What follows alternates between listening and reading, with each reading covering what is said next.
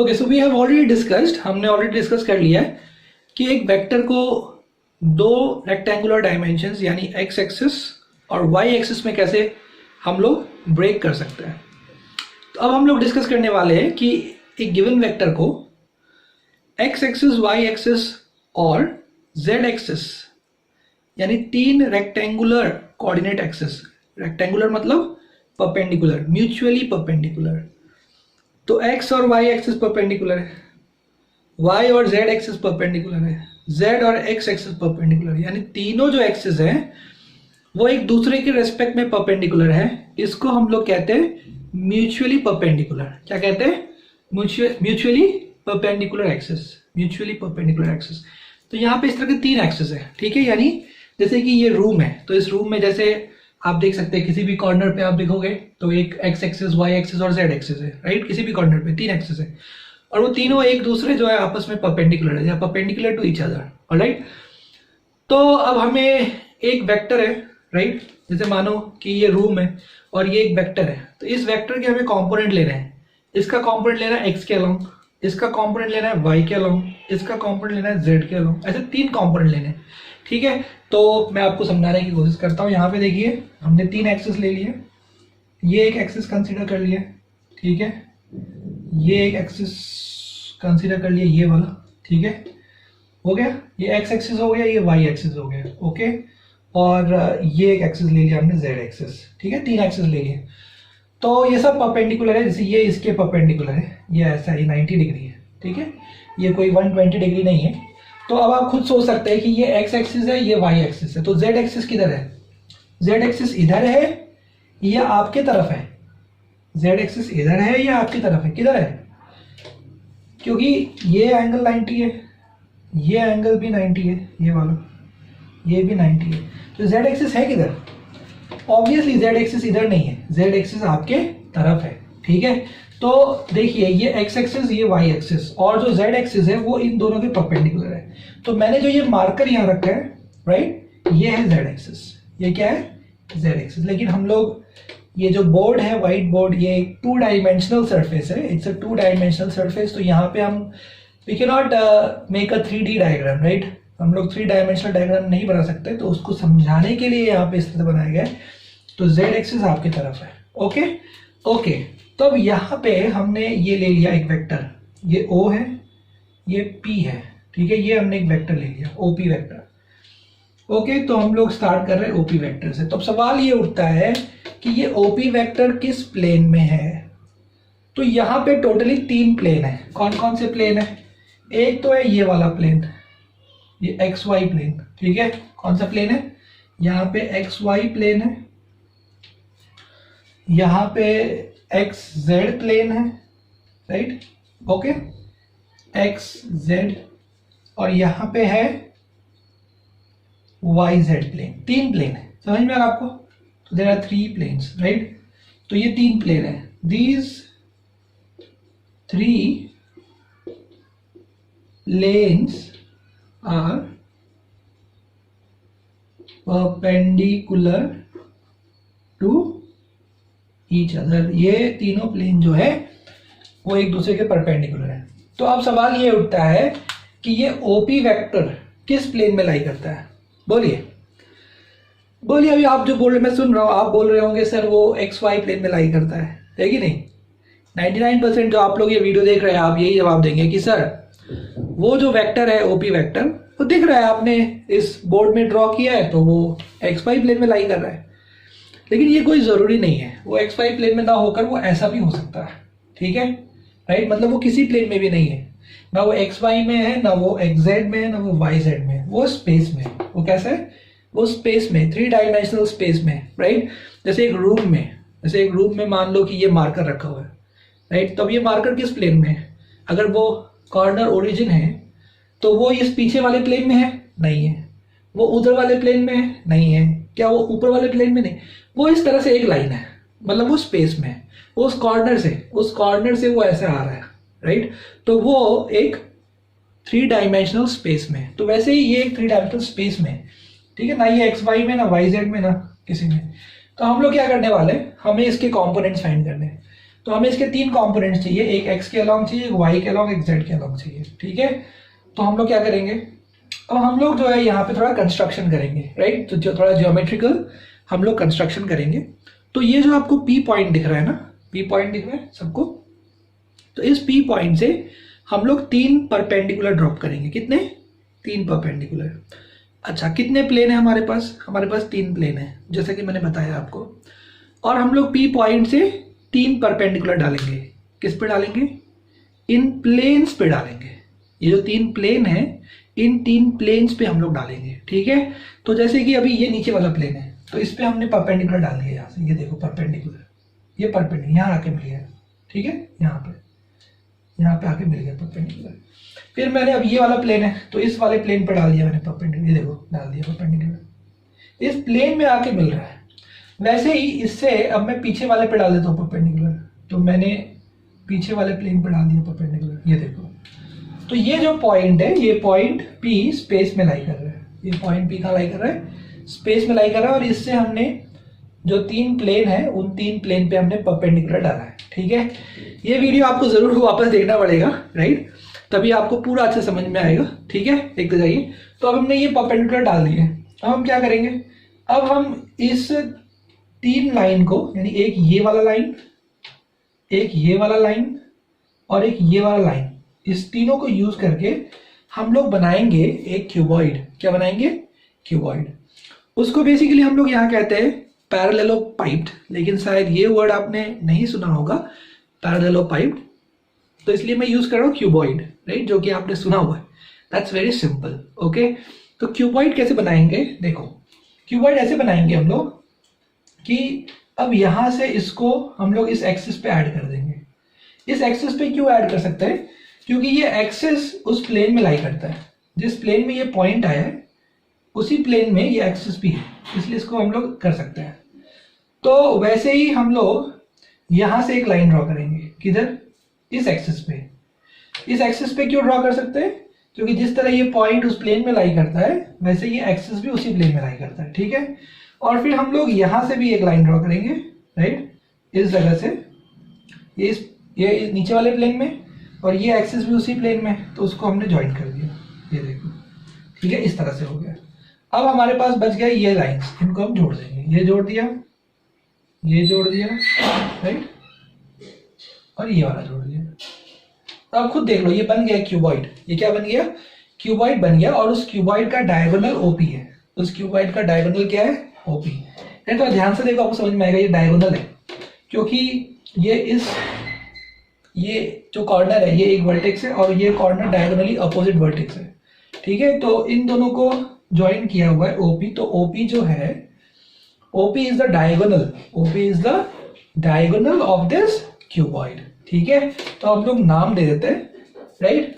आप एक बार जब ये यहाँ पे वीडियो पॉज करिए, और वीडियो पॉज करके फ्रेंड्स आप लोग जो है इसको ड्रॉ करिए, ठीक है, तब आपको आगे की बात समझ में आएगी। यहाँ तक जो मैंने बताया है, यहाँ पे आप वीडियो पॉज करिए, इस चीज को ड्रॉ करिए, आप इस चीज को महसूस करिए, समझिए। तो आप इस चीज को महसूस करिए और समझिए कि जो पॉइंट P है, वो पॉइंट P स्पेस में लाई कर रहा है, ठीक है, राइट। वो पॉइंट P, जैसे आपका रूम है, आप रूम में इमेजिन करिए कि एक कॉर्नर से ऐसे एक रॉड निकला हुआ है, एक कॉर्नर से एक रॉड निकला हुआ है। तो वो जो रॉड है उसके हमें कंपोनेंट निकालने हैं, ठीक है। एक्स एक्सिस यानी ये वाला लाइन जो उस कॉर्नर से जुड़ा है, तो आप देख सकते हैं कि एक कॉर्नर से 3 लाइन जुड़े हुए हैं, राइट। एक कॉर्नर, आप कोई भी अपने रूम का कॉर्नर देख लीजिए, अपने रूम का कोई भी कॉर्नर देखिए, वहां से आपको 3 लाइन निकलते हुए दिखेंगे। तो एक को आप लेंथ कह दो, एक को ब्रेड्थ कह दो, एक को हाइट कह दो, या एक को एक्स एक्सिस, वाई एक्सिस और जेड एक्सिस कह दो। और ऐसा मान लो कि जो ओरिजिन आपने कंसिडर किया है, यानी रूम का एक कोना, रूम का एक कॉर्नर जो आपने कंसिडर किया है, उस कॉर्नर से एक रॉड निकला हुआ है, तो वो रॉड है ओपी। वो रॉड क्या है? ओपी। अब हमारे पास यहाँ पे 3 प्लेन्स हैं, राइट, एक्स एक्सिस और वाई एक्सिस को जोड़ता। आप देख सकते हो आपके रूम में भी ऐसा ही है, राइट। एक कॉर्नर से आपको 3 प्लेन दिखेंगे। जैसे मैं इस रूम में देख सकता हूँ कि जैसे ऊपर एक कॉर्नर है, तो उस कॉर्नर से ये सामने वाला एक प्लेन है, इस साइड वाला एक प्लेन है और ऊपर वाला एक प्लेन है, राइट। हर कॉर्नर से आपको 3 प्लेन मिलेंगे और ये तीनों प्लेन कैसे हैं? परपेंडिकुलर एक दूसरे के। तो हमें पॉइंट P से, यानी जो रॉड निकला हुआ है, ये इसके पॉइंट पी से हमें इन 3 प्लेन पे परपेंडिकुलर ड्रॉ करना है, ठीक है। तो हमने परपेंडिकुलर ड्रॉ किया, तो हमने जैसे पहले ये वाला परपेंडिकुलर डाला इस पे, ठीक है, फिर ये वाला डाला, तो ये हमने पहले बनाया 1 2 और फिर ये डाला परपेंडिकुलर 3, ये जो लाइन है। तो आप बोलोगे सर ये लाइन परपेंडिकुलर कैसे हुआ? तो मैंने इसके पैरेलल बनाया है, ये जेड एक्सिस है ना, जेड एक्सिस परपेंडिकुलर है एक्स वाई के, यस, अभी बताया था मैंने आपको कि जो जेड एक्सिस है वो इस तरह से है, तो जेड एक्सिस बेसिकली एक्स और वाई के परपेंडिकुलर, तो यानी जेड एक्सिस के पैरेलल में बनाऊंगा तो वो एक्स वाई के परपेंडिकुलर होगा, ठीक है। इसलिए मैंने इसको जेड एक्सिस के पैरेलल बना दिया है ताकि ये जो लाइन है ये एक्स वाई के क्या हो जाए, परपेंडिकुलर हो जाए। समझ में आ रहा है आप लोगों को? इमेजिन हो रहा है? आई एम श्योर हो रहा होगा, क्योंकि मैंने बहुत डिटेल में एक्सप्लेन किया। नहीं हुआ है तो आप वापस से देखिएगा वीडियो 2 बार 3 बार, राइट, आपको सब समझ में आ जाएगा, because I told you each and every point, ठीक है। तो अब यहाँ पे हम लोग देखते हैं कि अब आगे क्या करना है। तो हम लोगों को इसके कंपोनेंट निकालने हैं ओपी वेक्टर के, ठीक है। मतलब हम लोगों को ओपी वेक्टर जो है इसको मैं कुछ ए वेक्टर कह देता हूँ, क्या कहता हूँ, ए वेक्टर कह देता हूँ। मुझे इसके कंपोनेंट्स फाइंड करने हैं, और कंपोनेंट्स कैसे चाहिए, एक एक्स के अलाउंग चाहिए, एक वाई के अलाउंग चाहिए और एक जेड के अलाउंग चाहिए, ठीक है। तो लेट अस स्टार्ट। तो कैसे करें? तो सबसे पहले हम लोग नाम दे देते हैं, ठीक है। जैसे कि ये ए है, ये बी है, ये पी है ऑलरेडी, ये सी है, ये डी है, ये ई है और ये एफ है, ये ओ है ऑलरेडी, ठीक है, सब आ गए। तो अब मैं यहां से एक एक वेक्टर ले लेता हूं, ओई वेक्टर। तो आप देख सकते हैं कि ये ओई जो लाइन है बेसिकली ये नीचे वाले प्लेन में है, राइट, यानी एक्स जेड प्लेन में लाई कर रहा है। तो एक्स जेड प्लेन में है ये लाइन ओई, और जो पी है, पी हमने परपेंडिकुलर ड्रॉ किया था, पी हम लोगों ने परपेंडिकुलर ड्रॉ किया था। इसका मतलब ये जो एंगल है ये 90 डिग्री है, राइट। आप इमेजिन करिए, आप लोगों का ज्योमेट्री इतना अच्छा है, राइट, 9 10 में आपने इतना ज्योमेट्री पढ़ा है, आप खुद सोच सकते हैं कि a line which is perpendicular to a plane, जैसे ये line, a line which is perpendicular to a plane is perpendicular to any line lying in that plane. एक लाइन जो प्लेन के परपेंडिकुलर होता है वो हर उस लाइन के परपेंडिकुलर होता है जो उस प्लेन में होता है, यस, इस तरह से। तो ये तो ऑलरेडी आपने पढ़ा हुआ है। तो यहाँ पे ये जो पीई है, तो पीई हमने परपेंडिकुलर ड्रॉ किया किस प्लेन के, तो नीचे वाले प्लेन के, यानी एक्स जेड प्लेन के, और ये लाइन उसी प्लेन में लाई करता है। तो ऑब्वियसली ये एंगल 90 डिग्री है, मतलब हमारे पास यहाँ पे एक राइट एंगल ट्रायंगल आ गया है, ठीक है। तो स्टूडेंट्स अभी आपने ये सब लिख लिया होगा, राइट।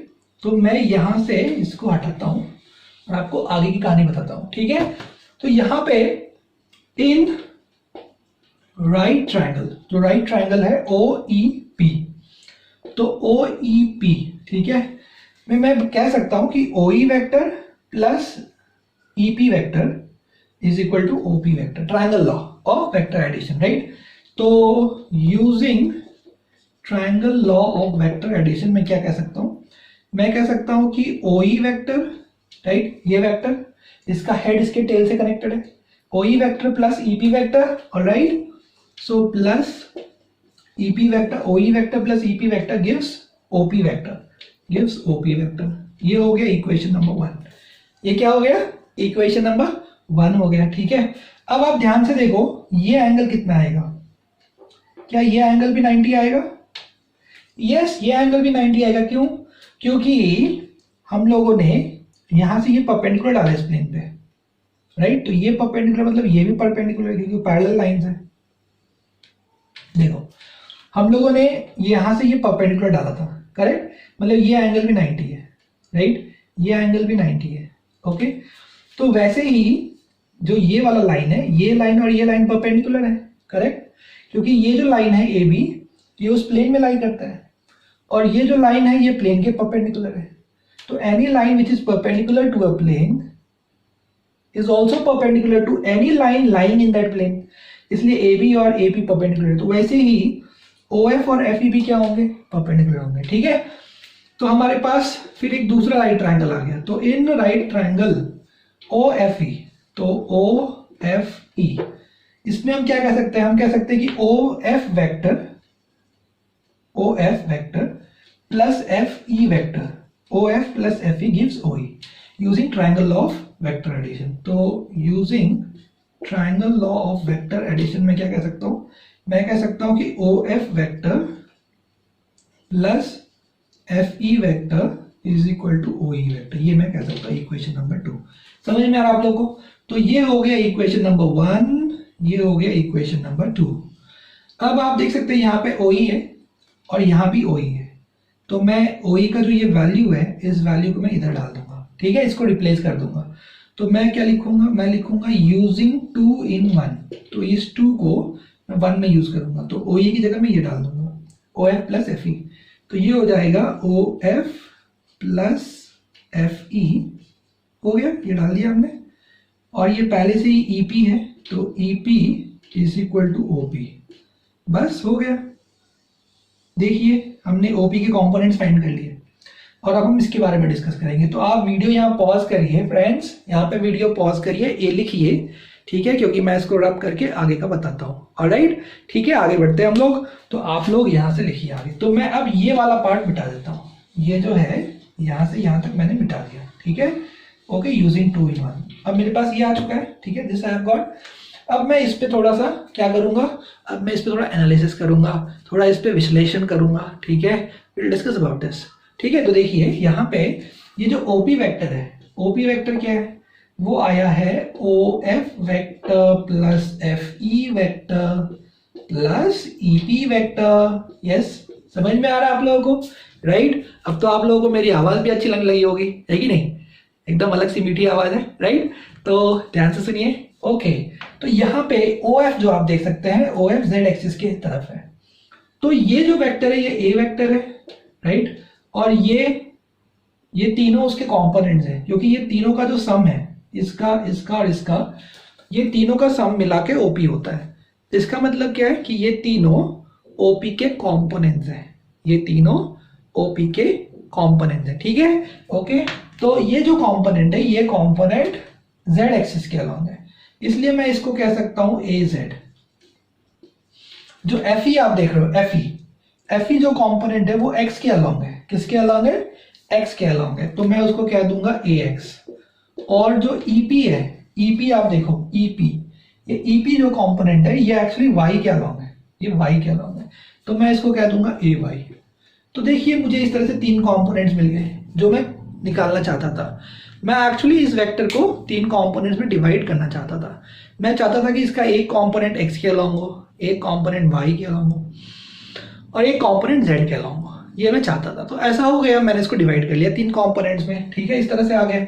अब मैं क्या कहूंगा, अब मैं कहूंगा कि लेट, जैसे हमने लास्ट टाइम बोला था, let I cap J cap and K cap be the 3 unit vectors, be the 3 unit vectors along I cap वाला एक्स एक्सिस, जे कैप वाला Y axis and K cap वाला Z axis.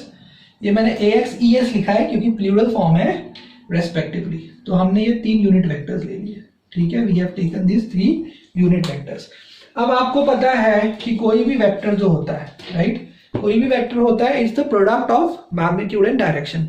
कोई भी vector क्या होता है, it is the product of its magnitude into its direction, ठीक है। तो ए एक्स वेक्टर क्या होगा, ए एक्स वेक्टर का मैग्नीट्यूड है ए एक्स, उसका डायरेक्शन है आई कैप, तो हम ए एक्स वेक्टर को लिख सकते हैं, ए एक्स को, तो ए एक्स वेक्टर को हम लिख सकते हैं, तो स्टूडेंट्स ए एक्स वेक्टर को we can write as A X I cap, ठीक है, magnitude into direction, alright. A Y vector को we can write as A Y J cap, क्योंकि A Y vector is basically along Y axis, ठीक है, तो ये होगा ए Y J cap.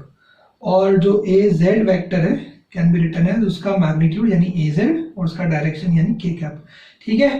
तो ये हो गया, तो इस तीनों को हम लोग यहाँ डाल देंगे, ऑलराइट।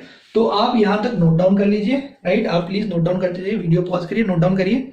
मैं इसको डिलीट करता हूँ यहाँ से, right, I remove this from here. तो मैंने इसको यहाँ से हटा दिया, राइट, इन तीनों को, और अब मैं इसके जगह पर डाल दूंगा ए वेक्टर इज इक्वल टू, मतलब आप पहले किसी को भी लिख दो, कोई फर्क नहीं पड़ता, ठीक है, ए X vector plus A Y vector plus A Z vector, ठीक है। तो ए वेक्टर इज इक्वल टू ये हो जाएगा ए एक्स आई कैप प्लस ये हो जाएगा ए Y J cap, sorry A Y J cap plus A Z के कैप, ओके, ठीक है, इस तरह से हो जाएगा। तो ये हो गया ए वेक्टर, ठीक है, तो this is how you know this is rectangular components of vector in 3 dimensions, I cap, J cap, के कैप, इस तरह से हमने इसको डिवाइड कर लिया है। ठीक है, तो जैसे फॉर एग्जांपल आप देखिए कि अगर आपको कोई वेक्टर दिया है, A vector is equal to 2i cap plus 3j cap plus 4k cap, तो इसका सीधा सीधा जो अर्थ होगा, इसका स्ट्रेट जो मीनिंग होगा वो ये होगा कि इसके 3 कंपोनेंट्स हैं, एक है 2i कैप, एक है 3j कैप, एक है 4k कैप। ठीक है, तो इसके 3 कंपोनेंट्स हैं। ऑलराइट, इस वेक्टर के 3 कंपोनेंट्स हैं, एक x के अलोंग, एक y के अलोंग, एक z के अलोंग। मतलब इस वेक्टर को 3 कंपोनेंट्स में तोड़ दिया गया है, जिसमें से कि एक कंपोनेंट x के अलोंग है, एक कंपोनेंट y के अलोंग। मतलब ये तीनों अलग अलग वेक्टर हैं, ये अपने आप में एक वेक्टर है, ये अपने आप में एक वेक्टर है, ये अपने आप में एक वेक्टर है, यानी ये वेक्टर इस 3 वेक्टर का सम है।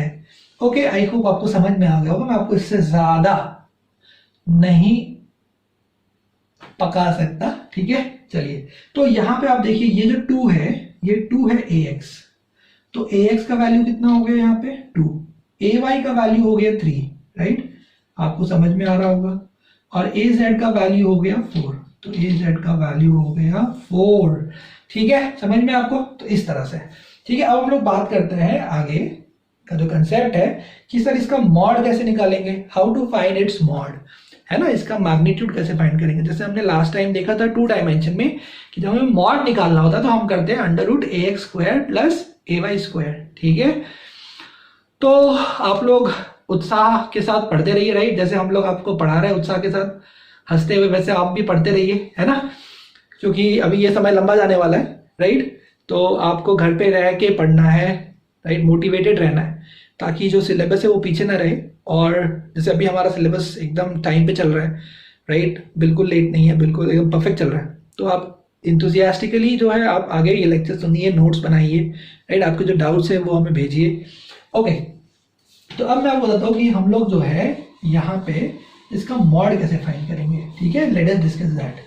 तो अभी जैसे कि मैंने बताया आपको, यहाँ पे 2 राइट एंगल ट्राइंगल है, एक OEP के बारे में बात किया हमने, तो इन राइट ट्राइंगल OEP आप देख सकते हैं कि ये जो है ये होगा हाइपोटेनस, राइट, ओके, ये क्या होगा हाइपोटेनस। तो ये क्योंकि परपेंडिकुलर है, परपेंडिकुलर के साइड वाले जो है वो हो जाते हैं बेस और परपेंडिकुलर, तो ये है बेस और ये है परपेंडिकुलर। ठीक है, इस तरह से। तो आप क्या कह सकते हैं, आप कह सकते हैं कि सर OE का स्क्वायर यानी इसका स्क्वायर प्लस इसका स्क्वायर, EP का स्क्वायर जो है सर वो हमें देगा OP का स्क्वायर। ठीक है, समझ में आपको, ये हो गया पहला equation, equation number 1। Alright, right angle triangle है, ये 90 डिग्री है, तो 90 डिग्री के जो अपोजिट वाला साइड होता है वो होता है हाइपोटेनस। हालांकि ये छोटा लग रहा है देखने में, ये छोटा इसलिए लग रहा है क्योंकि ये 3D है, 3 डायमेंशनल है, तो लेकिन इस आपको पता है कि क्यूबॉइड का जो सबसे बड़ा साइड या बड़ा जो साइड हो सकता है वो क्या हो सकता है, बड़ा जो सबसे लेंथ हो सकता है क्यूबॉइड के अंदर वो डायगोनल होता है। तो ये जो आप देख रहे हो OP, ये सबसे ज्यादा लेंथ है इसका, ये सबसे लंबा है, लेकिन ये 3 डायमेंशनल ड्राइंग है इसलिए हमें समझ में नहीं आ रहा है, तो हमने 3D ड्राइंग को 2D में बनाया इसके लिए। ठीक है, तो ये सबसे लंबा साइड है, इसके लिए ये इक्वेशन आ गई। अब आप देखिए ये वाला OFE, तो अब आप ले लोगे इन राइट ट्राइंगल OFE, तो फिर से ये 90 डिग्री है, तो ये परपेंडिकुलर बेस हो गया, ये हाइपोटेनस हो गया। अब इस बार ये वाला हाइपोटेनस हो जाएगा, तो आप क्या लिखोगे OF² plus FE², OF² plus FE² is equal to OE²। ये हो गया आपका इक्वेशन नंबर 2, समझ में आपको। तो अब यहां से ये OE² को हम यहाँ डाल देंगे। ठीक है, यानी फिर से हम लोग क्या लिखेंगे, यूजिंग 2 in 1। ठीक है, इस 2 को हम लोग 1 में यूज करेंगे, यानी इसके जगह पे OE² की जगह पे हम ये डाल देंगे, तो ये इक्वेशन हो जाएगा OF² प्लस FE²। ठीक है, OE² की जगह पे, और ये हो गया plus EP² is equal to OP²। समझ में आप लोग को, राइट। ये तो हमने आपको पहले एक्सप्लेन कर दिया था कि OF जो है वो AX है, तो OF यानी AX वेक्टर का लेंथ, तो AX²। FE का मतलब हो गया वो x के अलोंग है, तो इसलिए तो सॉरी ये z के अलोंग है, ये वाला OF वाला, ये z एक्सिस था ना, तो ये होगा AZ² प्लस ये है FE, तो FE है आपका x के अलोंग यानी AX², और ईपी है आपका वाई एक्सिस के अलॉन्ग, ये देखिए वाई एक्सिस ऊपर की तरफ है तो वाई के अलॉन्ग है, तो ये हो जाएगा plus A Y square. Alright, समझ में आ रहा है आप लोगों को? तो this is equal to what, this is equal to OP square. अब ओपी क्या है, ओपी ए है, तो ये हो गया ए स्क्वायर। ठीक है, ओके, तो ये ध्यान रखिए, ये हो गया ए स्क्वायर। ऑलराइट, तो ये मिल गया, तो हो गया बस, अपने को यहाँ से ए मिल जाएगा। ए क्या हो जाएगा, under root A X square plus A Y square plus A Z square. Alright, समझ में आ रहा है आप लोगों को? तो जिस तरह से टू डायमेंशन के लिए, जिस तरह से टू डायमेंशन के लिए मिला था अपने को a is equal to under root A X square plus A Y square मिला था, राइट मॉड। थ्री डायमेंशन में क्या मिला अपने को, under root A X square plus A Y square plus A Z square मिला है। आई होप आप लोगों को यहाँ तक समझ में आ गया होगा। ठीक है, अब हम लोग बात करने वाले, लिख लीजिए आप यहाँ, वीडियो पॉज करिए और इसको लिख लीजिए, नोट डाउन कर लीजिए, क्योंकि अब हम अगला जो है वो फाइंड करने वाले डायरेक्शन। तो ये हो गया मैग्नीट्यूड, राइट, तो हमने इसको ब्रेकअप किया, मैग्नीट्यूड फाइंड किया। अब हम फाइंड करेंगे डायरेक्शंस, जो कि बहुत डिफिकल्ट है समझने के लिए, लेकिन आपको समझ में आएगा जस्ट 5 मिनट्स में। ठीक है, तो मैं इसको रब कर देता हूँ, आप इसको नोट डाउन कर लीजिए। ऑलराइट, अब देखिए आगे, अब सुनिए आगे की कहानी।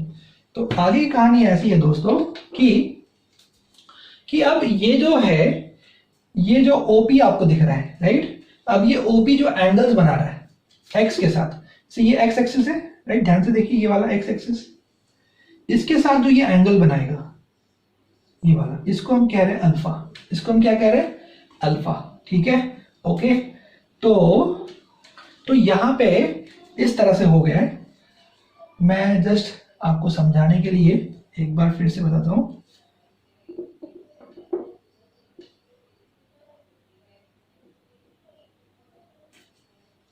देखिए, अब हम लोग इसको जोड़ देंगे, इसको ध्यान से देखिएगा। तो ये जो एंगल है, ये वाला एंगल, ये एंगल 90 डिग्री होगा या नहीं होगा, ये आपको सोचना है। ठीक है, अगर आपने ये सोच लिया तो फिर काम हो गया। ठीक है, चलिए मैं आपको समझाता हूं। तो सबसे पहले आप देखिए, ये जो प्लेन है, ये वाला, ये PCDE, ये PCDE में बना रहा हूं, तो ये देखिए आप, ये मैंने बना दिया। ठीक है, आपको समझाने के लिए एक बार फिर से मैंने बना दिया। ठीक है, ओके, तो ये है P, ये है C, ये है D, ये है E। देखिए बात ऐसी है कि आप लोग बहुत दूर बैठे हैं, ठीक है, तो ये लाइव क्लास तो है नहीं कि आप डायरेक्टली क्वेश्चन पूछो और मैं समझा सकूं, इसलिए मैं आपको ज्यादा समझाने की कोशिश कर रहा हूं। I am trying to explain it more elaborately, क्योंकि आप दूर बैठे हो। ठीक है, फिर वही 1-2 महीने बाद जब आप लोग इधर आ जाओगे, राइट, तो आप ज्यादा क्वेश्चन पूछ सकते हो, है ना, लाइव क्लास में। तो इसलिए I am just trying to make you understand more and more, कि एक बार फिर से मैं डायग्राम बना रहा हूं। तो ये जो आप देख रहे हो PCDE, तो ये जो PCDE है, ये पूरा प्लेन परपेंडिकुलर प्लेन है।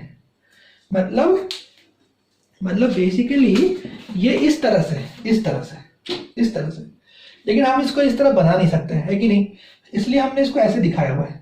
समझ में आ रहा है आपको? पर ये प्लेन ऐसा है, इट्स अ परपेंडिकुलर प्लेन। यहाँ पे भी ये जो प्लेन है, इट्स अ परपेंडिकुलर प्लेन। ठीक है, ये परपेंडिकुलर, क्योंकि क्यूबॉइड है ना, सामने है क्यूबॉइड आपके, इस तरह से। तो अगर ये वाला इस तरह से है परपेंडिकुलर, तो इसमें कोई भी लाइन आप ले लोगे तो वो लाइन भी परपेंडिकुलर हो जाएगी, वो लाइन भी एक्स एक्सिस के क्या हो जाएगी, परपेंडिकुलर। समझ में आ रहा है आपको, राइट? तो ये जो लाइन है ये परपेंडिकुलर है। मैं फिर समझाता हूँ। तो ये पूरा जो प्लेन है, ये पूरा प्लेन इस लाइन के परपेंडिकुलर है, एक्स एक्सिस के। ठीक है, this whole plane is perpendicular to X axis. तो अगर अभी आप इसमें कोई भी लाइन लोगे, आपने ये वाला लाइन ले लिया, वो भी परपेंडिकुलर होगा इसके परपेंडिकुलर है, राइट? क्योंकि if a line is perpendicular to a plane, तो यहाँ पे एक्स एक्सिस कैसा है, एक्स एक्सिस ऐसा है, ऐसा प्लेन ऐसा है, ऐसा। ठीक है, तो इसका मतलब क्या है कि X axis is perpendicular to this plane, right? ये जो प्लेन आपको दिख रहा है PCDE, ये प्लेन ऐसा है, ऐसा, और ये एक्स एक्सिस है। तो अगर ये प्लेन इसके परपेंडिकुलर है, तो इस प्लेन में लाई करने वाला कोई भी लाइन, ये देखो, कोई भी लाइन, वो इसके परपेंडिकुलर होगा। चाहे वो ऐसा हो तो भी परपेंडिकुलर होगा, चाहे वो ऐसा हो तो भी होगा, वो कैसा भी हो वो परपेंडिकुलर होगा। समझ में आ रहा है आप लोगों को? ठीक है, तो ये जो लाइन है ये भी एक्स एक्सिस के परपेंडिकुलर है, और आपने अगर ये लाइन ले लिया तो वो भी परपेंडिकुलर, ये भी 90 डिग्री ही आएगा। इस प्लेन में आप कोई भी लाइन लोगे, जो मैं आपको कह रहा हूं वो आप करके देखो। आप एक प्लेन लाइन ले लो, एक नोटबुक ले लो और उस नोटबुक में कोई भी लाइन ड्रॉ करो, वो लाइन इसके परपेंडिकुलर ही होगा, ठीक है। तो ये 90 डिग्री है और ये इधर आप देख लो कि यहाँ पे ये ओरिजिन है, ठीक है, और ये 90 डिग्री है, राइट। तो आपको समझ में आ गया होगा। तो ये वाला हम लोग फिर से बनाते हैं यहाँ पे आपको जस्ट समझाने के लिए कि ये देखिए ये इस तरह से है, राइट, और ये है वो लाइन। तो ये है परपेंडिकुलर इसके, यानी ये 90 डिग्री है ये वाला, हाँ, और ये है अपना ओरिजिन, ये ओरिजिन है, तो ये 90 डिग्री है। तो इसमें ये एंगल अल्फा है, ये एंगल अल्फा है, ठीक है, ओके। अच्छा, अब ये वाला यहां से यहां तक जो है ये उसका एक्स कंपोनेंट है, यानी ये ए एक्स है, और ये क्या है, ये ए है। ध्यान से देखिए, राइट, ये जो वेक्टर है ए, यानी ये ओपी वेक्टर जो है, ओपी, ये जो ओपी वेक्टर है, इस ओपी वेक्टर का ये एक्स कंपोनेंट है, यहां से यहां तक ये एक्स कंपोनेंट है। ये बोलो या ये बोलो, ये दोनों बराबर है ना, तो ये इसका एक्स कंपोनेंट है, ठीक है, this is the x component. तो ये ए एक्स है, ये ए है, और ये है पी डी, ठीक है। तो कॉस अल्फा क्या होगा, कॉस अल्फा हो जाएगा ये वाला एडजेसेंट बाय हाइपोटेनस, ये है हाइपोटेनस जो इधर 90 डिग्री है, 90 डिग्री के अपोजिट जो है वो हाइपोटेनस होता है। तो ये हाइपोटेनस है, ये बेस है, ठीक है, थीटा तो जबर, थीटा के पास वाला बेस, थीटा के अपोजिट वाला परपेंडिकुलर, तो ये है परपेंडिकुलर, ओके ओके। तो यहां से कॉस अल्फा क्या आएगा, वो आएगा बेस अपॉन हाइपोटेनस, यानी वो आएगा ए एक्स अपॉन ए। तो यहां से अल्फा आ जाएगा cos inverse of A X upon A, इसको कहते हैं हम लोग डायरेक्शन कोसाइन। क्या कहते हैं, डायरेक्शन कोसाइन। यानी आपको ये मालूम पड़ गया कि जो ओपी वेक्टर है वो ओपी वेक्टर एक्स एक्सिस से कितना एंगल बना रहा है, मतलब आपको डायरेक्शन मालूम पड़ गया, क्योंकि आपको पता है एक्स एक्सिस इधर है, तो एक्स एक्सिस से ये कितना एंगल बना रहा है, मतलब आपको उसका डायरेक्शन मालूम पड़ गया। तो ऐसे ही हम लोग निकाल सकते हैं इसका डायरेक्शन वाई के साथ और जेड के साथ, ठीक है। आप ये सब नोट करते जाइए, लेकिन उसका हमें अब डायग्राम बनाने की जरूरत नहीं है, वो इस तरह से आएगा। तो वो है बीटा, जैसे ये एंगल है बीटा, ये वाई के साथ जो एंगल है ये एंगल होगा बीटा, ठीक है। और इसका जो जेड के साथ एंगल है, यानी ये वाला एंगल, ये जेड एक्सिस के साथ जो एंगल है ये एंगल है गामा, ठीक है, गामा, अल्फा बीटा गामा। तो जो कॉस अल्फा है, कॉस अल्फा आता है ए एक्स बाई ए, ठीक है। जो कॉस बीटा आता है यानी वाई के साथ वाला, वो आता है ए वाई बाई ए। ये डेरिवेशन आप कर सकते हैं, आगे का जरूरत नहीं है यहां से। और कॉस गामा आता है ए जेड बाई ए। तो ये जो तीनों हैं, इन तीनों को हम लोग कहते हैं डायरेक्शन कोसाइंस। क्या कहते हैं बच्चों इनको हम लोग, बोलिए आप लोग वहां से जोर से बोलिए, ठीक है, I can hear your voice. क्या कहते हैं इसको हम लोग, इसको हम लोग कहते हैं डायरेक्शन कोसाइंस, ठीक है। आप जितना इन्वॉल्व होते हैं पढ़ाई करते हो, जितना आपको फोकस होता है, राइट, उतना जल्दी आप सीखते हैं, समझते हैं, सोच पाता है। तो यहां से ये तीनों हो गए डायरेक्शन कोसाइंस। ये हमें देंगे कि ओपी वेक्टर का डायरेक्शन क्या है, ओपी वेक्टर कितना एंगल बना रहा है एक्स एक्सिस के साथ, कितना एंगल वाई एक्सिस के साथ, और कितना एंगल जेड एक्सिस के साथ, ठीक है, ओके। तो इसको आगे आप लिख सकते हो। तो ये कंसेप्ट हो गया। अब यहां से आप देखो, यहां से ए एक्स क्या हो जाएगा, ए एक्स हो जाएगा ए कॉस अल्फा, ए वाई क्या हो जाएगा ए कॉस बीटा, और ए जेड क्या हो जाएगा ए कॉस गामा, ठीक है, देख सकते हैं आप। तो अभी हमने एक फॉर्मूला डिराइव किया था कुछ देर पहले, क्या डिराइव किया था कि a is equal to under root A X square, जो हमने मैग्नीट्यूड फाइंड किया था, A Y square plus A Z square. इसको स्क्वायर कर दो, इसको स्क्वायर कर दो तो ये हो जाएगा A square is equal to A X square plus A Y square plus A Z square. अब ये तीनों वैल्यूज को उठा के यहाँ डाल दो, जब यहाँ पे डाल दोगे तो ये हो जाएगा A square cos square alpha, A square cos square beta, A square cos square gamma, ठीक है। अब ए स्क्वायर कॉमन ले लो तो ए स्क्वायर, और यहाँ पे ए स्क्वायर कॉमन, तो cos square alpha plus cos square beta plus cos square gamma, ठीक है। ये कैंसिल हो गया, कितना आएगा इधर कैंसिल होकर, जीरो आएगा ना, जीरो आएगा, कितना आएगा, ये कैंसिल हो गया, जीरो आएगा, 0 नहीं आएगा, 1 आएगा। तो ये होगा 1 is equal to cos square alpha plus cos square beta plus cos square gamma. समझ में आए?